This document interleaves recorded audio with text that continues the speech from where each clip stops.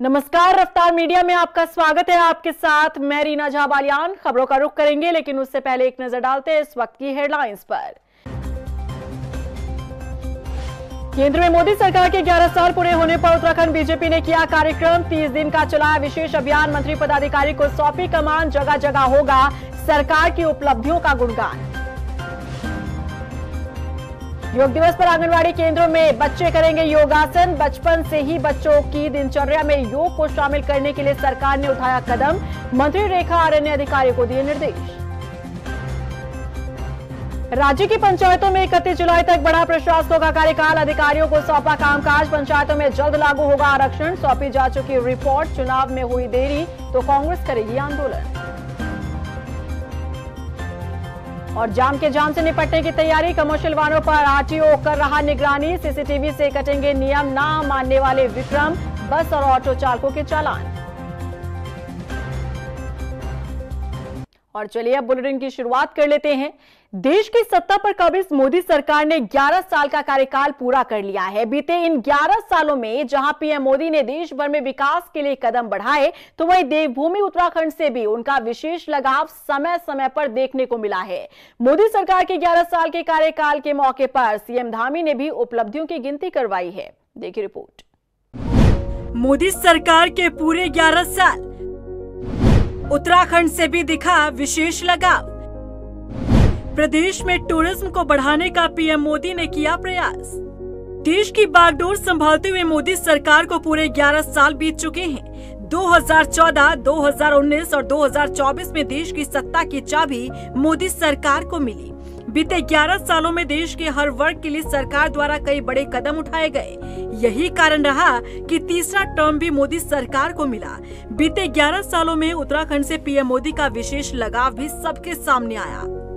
इतना ही नहीं, पीएम मोदी ने तो उत्तराखंड को अपना दूसरा घर तक बताया।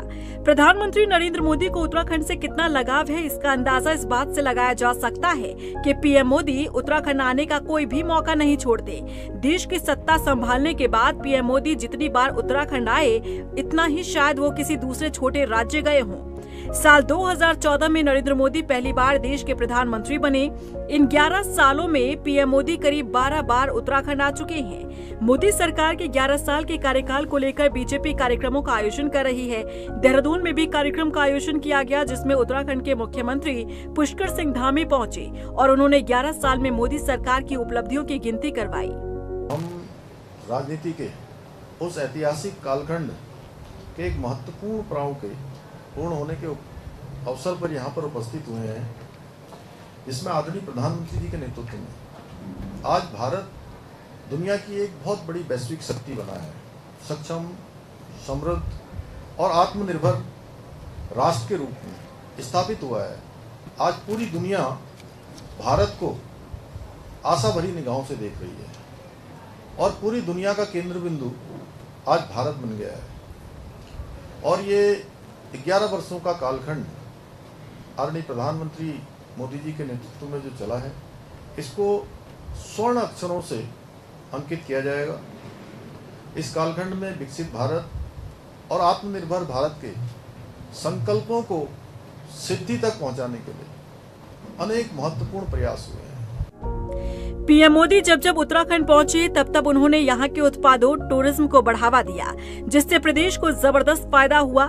पीएम मोदी ने अपनी हर यात्रा में उत्तराखंड की कला, संस्कृति, वस्तु, टूरिस्ट प्लेस, मंदिरों को प्रमोट किया, उन्हें दुनिया के सामने लेकर आए, जिससे उन जगहों और चीजों को नई पहचान मिली। पीएम मोदी के उत्तराखंड आने का सिलसिला साल 2017 के विधानसभा चुनाव से शुरू हुआ था, जिसका असर ये हुआ कि साल 2017 के विधानसभा चुनाव में बीजेपी को प्रचंड बहुमत हासिल हुआ। 2017 में अपनी एक विशेष यात्रा पर पीएम मोदी केदारनाथ धाम आए। प्रधानमंत्री मोदी 30 अक्टूबर 2017 को एक बार फिर से केदारनाथ धाम पहुंचे। इस दौरान उन्होंने केदारनाथ में बन रही गुफा के बारे में देश और दुनिया को बताया। खुद भी रात्रि विश्राम करके सुखद और सुरक्षित यात्रा का संदेश उन्होंने दिया। अंतर्राष्ट्रीय योग दिवस के मौके पर भी पीएम मोदी उत्तराखंड पहुंचे थे। 21 जून 2018 को योग दिवस का कार्यक्रम देहरादून के FRI में हुआ। पूरी दुनिया ने FRI की खूबसूरत इमारत को देखा। देश दुनिया में योग राजधानी के नाम से मशहूर ऋषिकेश को भी प्रमोट किया। इसके बाद प्रदेश सरकार ने भी उत्तराखंड के तमाम जिलों में योगा सेंटर शुरू किए, जिससे आज कई लोगों को रोजगार मिल रहा है। 7 नवंबर 2018 को फिर से PM मोदी ने केदारनाथ का प्लान बनाया। यहाँ पर चल रहे पुनर्निर्माण कार्यों का निरीक्षण कर धाम में पूजा अर्चना की। इस दौरान PM मोदी ने भोले के भक्तों को भी केदारनाथ आने का न्योता दिया था। 5 नवंबर 2021 को फिर से प्रधानमंत्री मोदी ने केदारनाथ और बद्रीनाथ धाम का दौरा किया। आपदा के बाद केदारनाथ और बद्रीनाथ पूरी तरह से बदल चुका है, ये संदेश पूरी दुनिया को PM मोदी ने दिया। PM मोदी ने साल 2019 में जिम कॉर्बेट नेशनल पार्क की भी सैर की। PM मोदी यहाँ एक डॉक्यूमेंट्री शूटिंग के लिए पहुंचे थे। PM ने दुनिया को बताया कि उत्तराखंड आध्यात्मिक के साथ साथ नेचर के मामले में भी समृद्ध है। जिम कॉर्बेट पार्क में सैलानियों की संख्या में काफी बढ़ोतरी देखी गई, जिससे यहाँ रोजगार के नए अवसर भी खुले। उत्तराखंड के आदि कैलाश में भी PM मोदी 12 अक्टूबर 2023 को आए।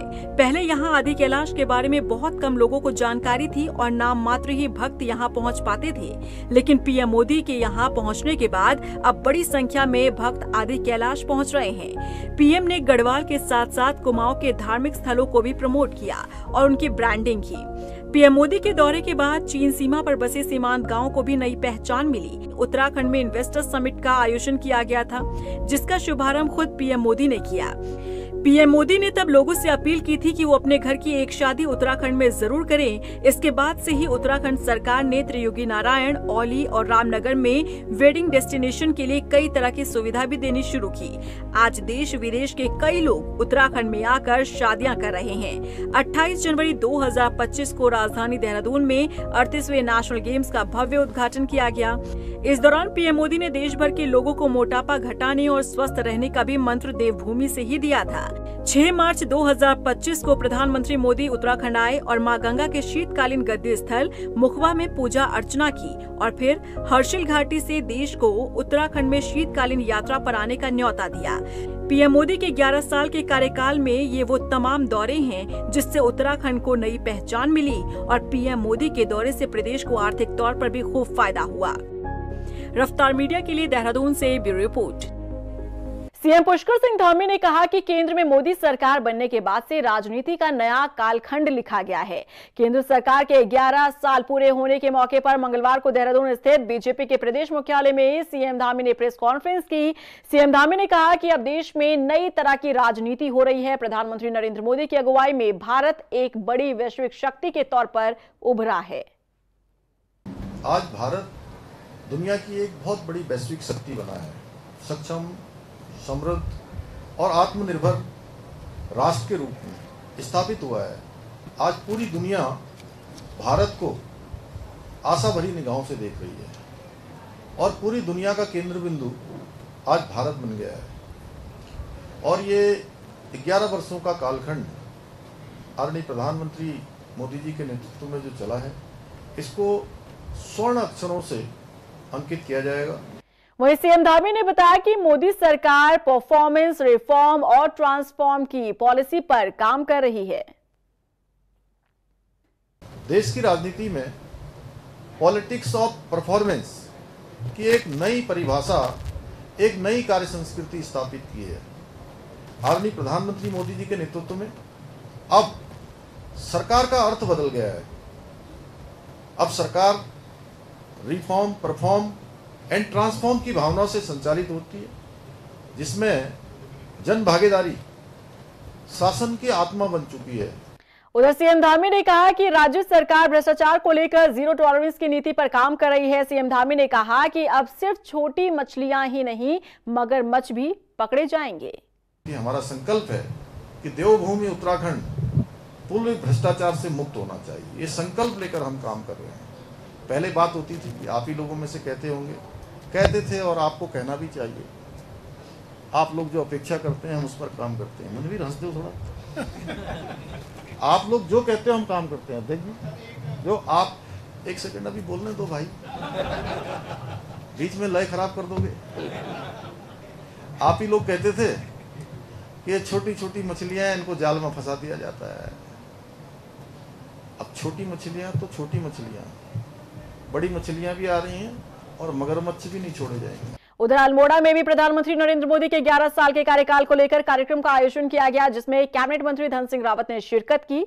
इस मौके पर मंत्री धन सिंह रावत ने कहा कि पिछले 11 सालों में सरकार सबका साथ, सबका विकास, सबका विश्वास और सबके प्रयास के मंत्र को लेकर आगे बढ़ रही है, जिसका लाभ जन जन को मिल रहा है। उन्होंने बताया कि कुमाऊं के विकास के लिए टनकपुर बागेश्वर रेल लाइन का सर्वे शुरू हो चुका है। वहीं 365 करोड़ की सरयू सेराघाट पेयजल पंपिंग योजना को सरकार ने मंजूरी दी है। 21 जून यानी विश्व योग दिवस के मौके पर इस बार आंगनवाड़ी केंद्रों के बच्चों को भी योगासन सिखाया जाएगा। इसे लेकर कैबिनेट मंत्री रेखा आर्य ने समीक्षा बैठक में अधिकारियों को निर्देश जारी किए। खेल मंत्री रेखा आर्य ने कहा कि बचपन से ही बच्चों की दिनचर्या में योग को शामिल करना जरूरी है। इसके लिए सभी अभिभावकों को और समाज के लोगों को जागरूक होना होगा। उन्होंने कहा कि योग दिवस से एक सप्ताह पहले ही आंगनबाड़ी केंद्रों में बच्चों को योगासन सिखाए जाएंगे।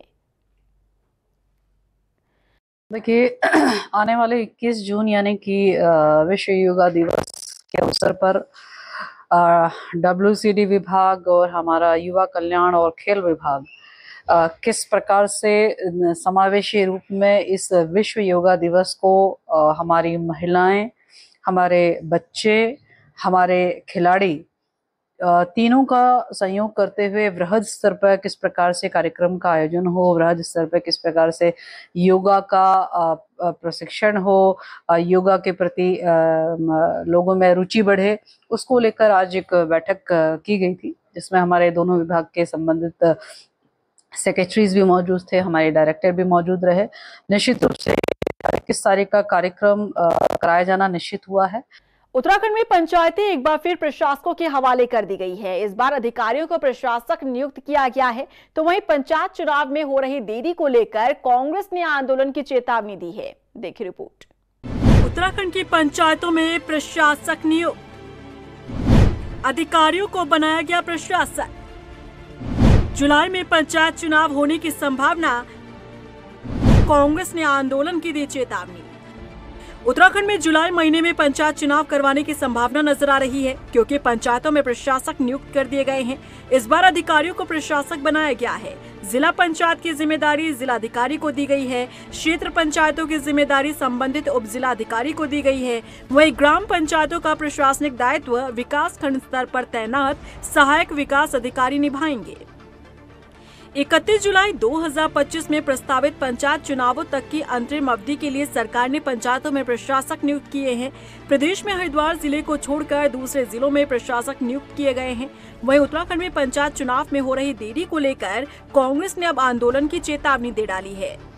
तो आज ये पूर्ण रूप से हमने निश्चय भी लिया है कि जहाँ जहाँ पर भी भारतीय जनता पार्टी चुनाव नहीं कराएगी, तो इसके खिलाफ एक पूर्णकालीन आंदोलन, पूर्णकालीन का मतलब है कि कोई वो सांकेतिक नहीं होगा, एक पूर्णकालिक, भाई जब तक आप ये चुनाव नहीं कराते तो हम आपकी सरकार के खिलाफ धरने प्रदर्शन के ऊपर बैठने के लिए बाधित रहेंगे। बता दें कि प्रदेश की त्रिस्तरीय पंचायतों में हरिद्वार जिले को छोड़कर नए परिसीमन के बाद करीब 7,514 ग्राम पंचायतों, 2,936 क्षेत्र पंचायतों और 343 जिला पंचायतों और 55,640 ग्राम वार्ड में चुनाव होने हैं।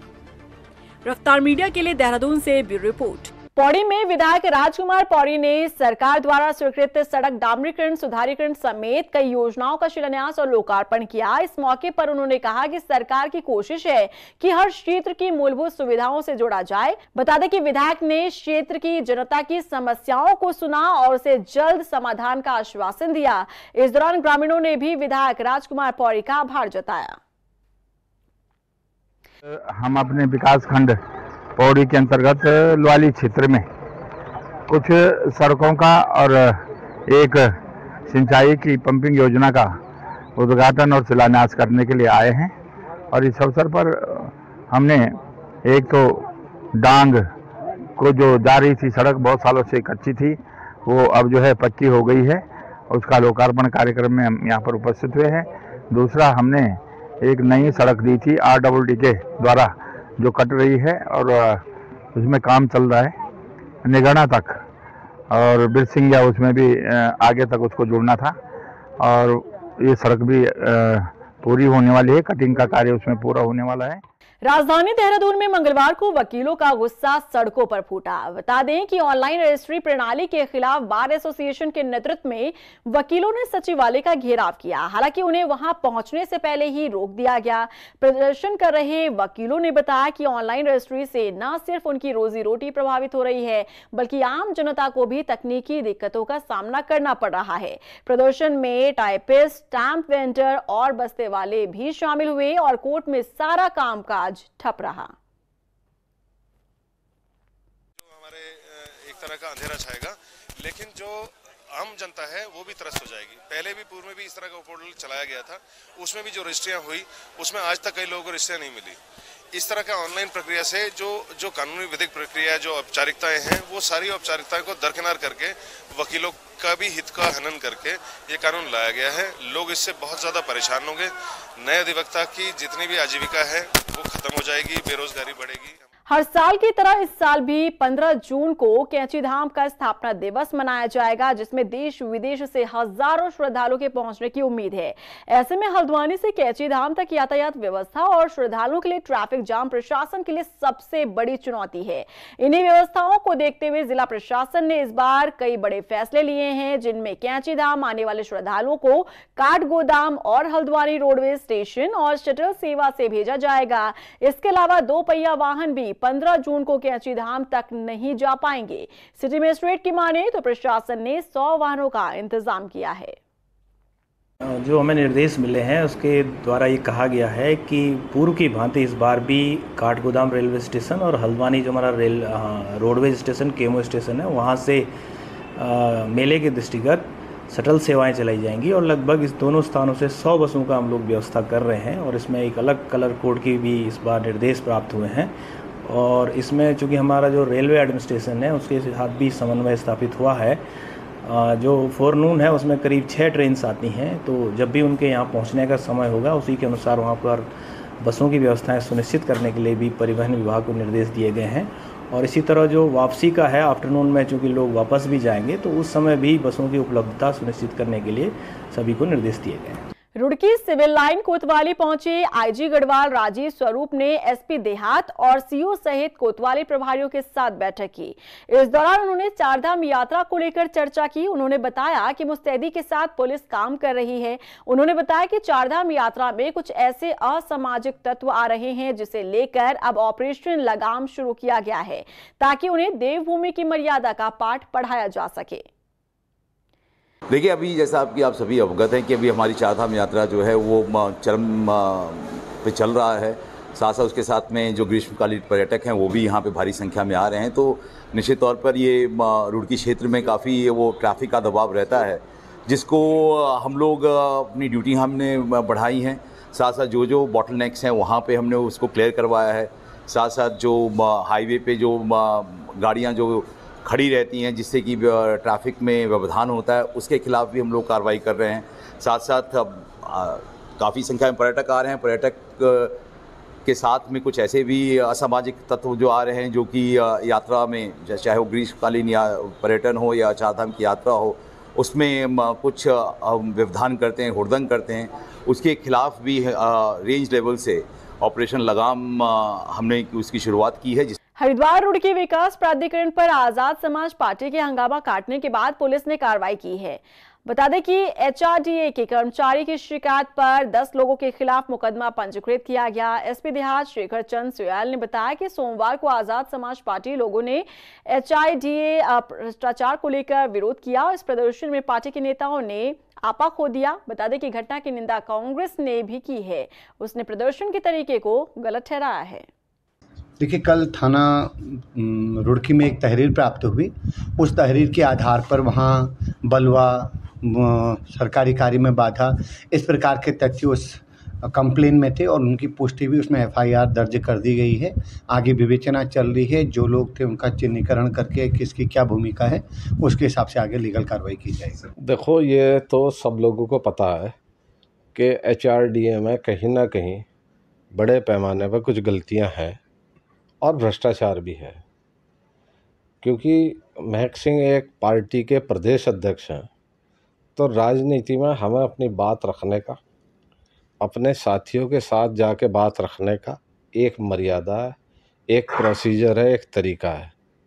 उन्हें अगर अपनी बात रखनी थी तो लिखित में उन्हें एक वहाँ अपना ज्ञापन देना था।